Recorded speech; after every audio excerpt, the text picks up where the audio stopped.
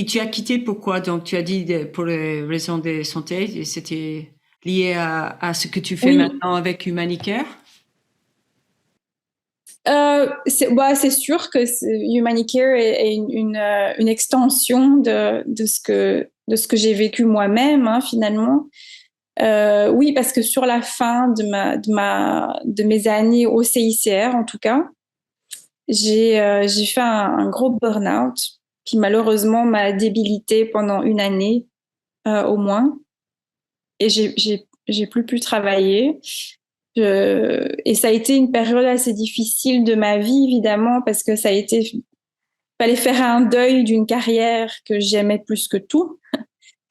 Et c'est surtout, en fait, faire le deuil du terrain, parce que je réalisais que j'arriverais plus à retourner sur le terrain vraiment pour des missions complètes, que j'avais plus la capacité mentale et physique de le faire.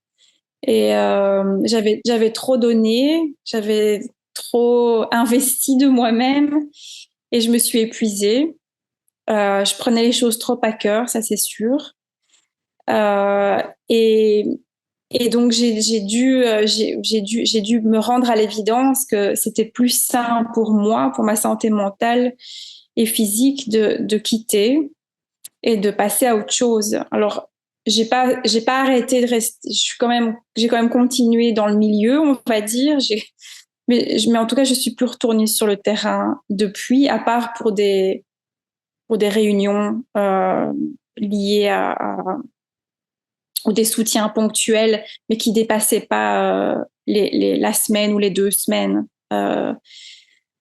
Voilà. Donc oui, donc effectivement.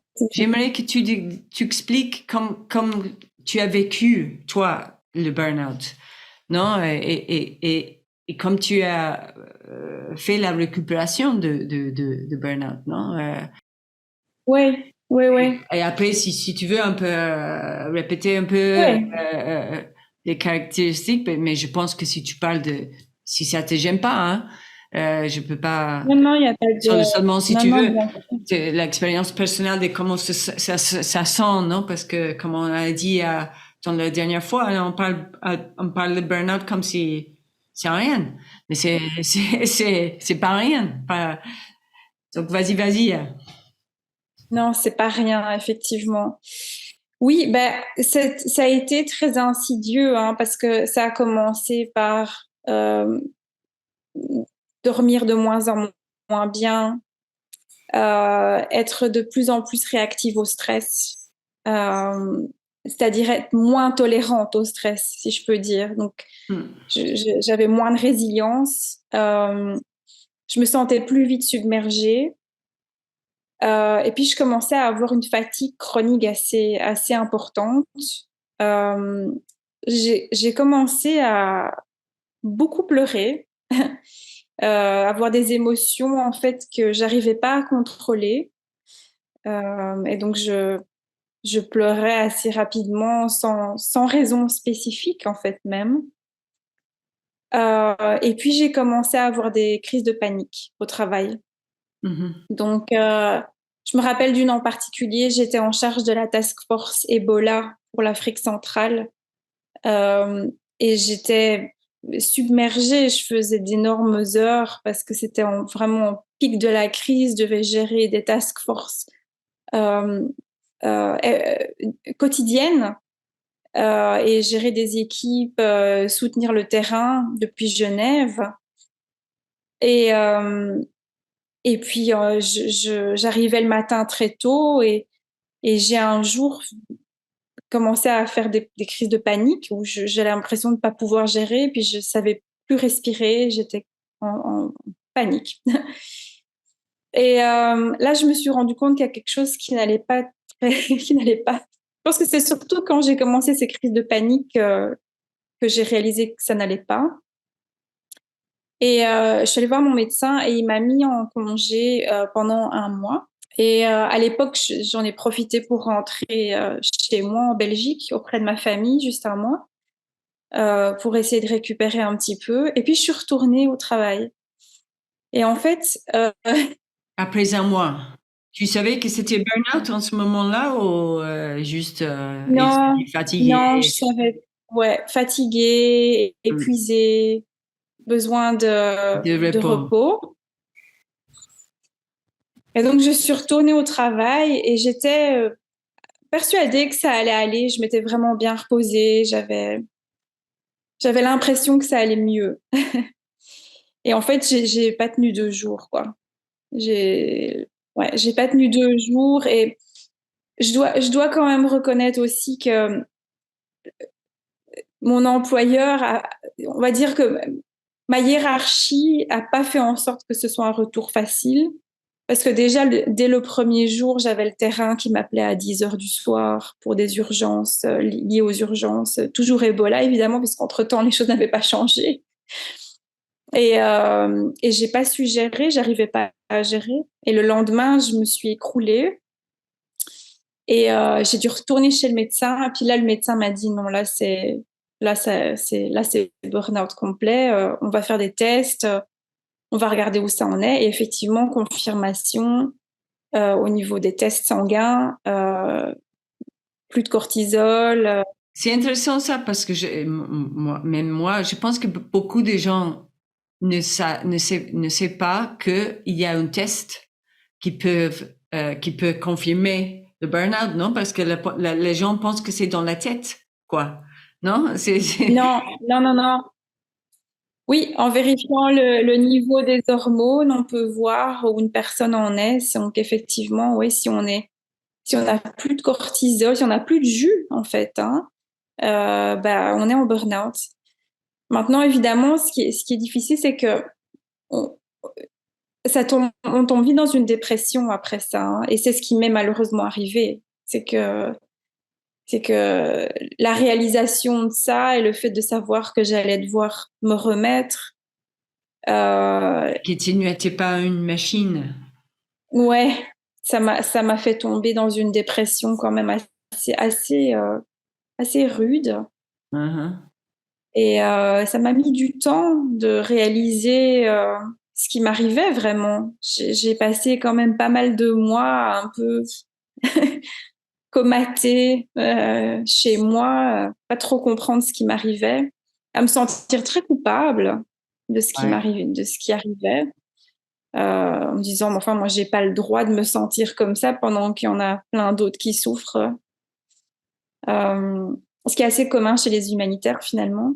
Oui, je pense, Donc oui. oui, Tout, tout cette à fait. culpabilité m'a tenue longtemps.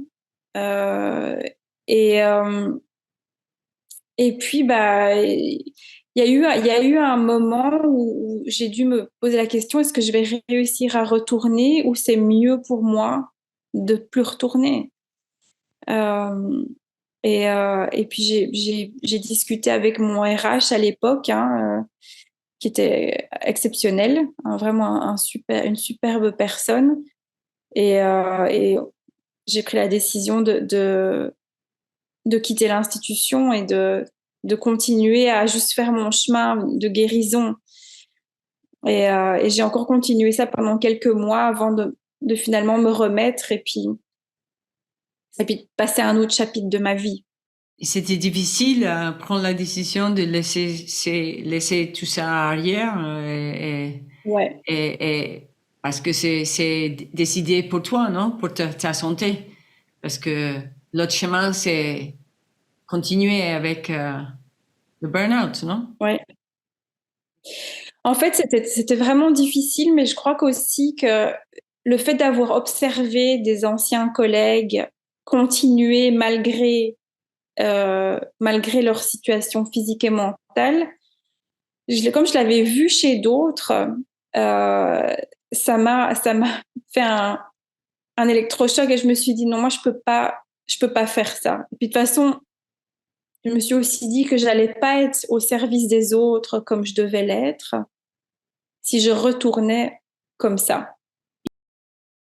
C'est un point intéressant. Les gens que tu observes, ou tu as observé, qui continuent malgré leur burn-out ou autre, euh, quel est le problème de ça? Oh, c'est en tout cas, les conséquences de continuer comme ça, c'est qu'on n'a plus de perspective, hein. On est sur le terrain, on continue, mais on ne sait plus faire son travail comme on devrait le faire. On n'a plus la perspective qu'on a besoin d'avoir pour faire ce travail. Et puis, on finit par, dépendant de la position qu'on a, parce que dans mon cas, moi, j'avais observé beaucoup de managers comme ça. Mais du coup, ça impacte les personnes qui sont sous eux. Oui, oui, Et on parle. donc, je dirais non seulement ça impacte les bénéficiaires et les projets qu'on essaie de mettre en place parce que la personne n'a plus de perspective, est trop fatiguée pour voir ce qui vraiment est. Mhm. Mais en plus de ça, devient souvent une personne assez problématique vis-à-vis de l'équipe qu'il ou elle gère. Ouais. Et donc crée des problèmes internes, organisationnels et structurels conséquents. Souvent, ce que tu as dit sur les managers, souvent, ce qu'on voit, je pense, c'est le manager irritable qui saute pour n'importe quoi, non? Et aussi, Oui, c'est ça.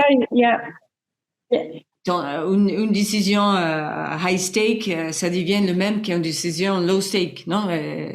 Comme tu dis, sur la Oui, c'est ça. perspective, on distingue pas, on normalise trop et on distingue pas entre ça c'est une décision de risque et aussi le risque. Je pense que on perd la perspective sur le risque, ne pas seulement pour le burn-out, sinon pour la normalisation de danger, non? Absolument. Et puis justement, je citerai évidemment pas qui c'est, mais il y a un exemple qui me vient à l'esprit. C'était une personne qui était justement en charge d'une délégation et d'une grosse délégation dans un contexte, un des plus gros contextes au monde, et un gros contexte conflictuel. Et cette personne était en charge depuis trop longtemps. Personne était maigre, ne dormait presque pas, carburait au coca et à la cigarette, et puis Ouais. n'avait plus du tout aucune conscience des dangers du contexte. Et donc, du coup, autorisait des sorties terrain Ouais. qui, en fait, n'auraient pas dû être autorisées, tout simplement. Mhm. Ou faisait des choses que franchement, c'était très dangereux de faire et que d'ailleurs, cette personne a eu de la chance de survivre à certaines situations dans lesquelles cette personne s'est mise.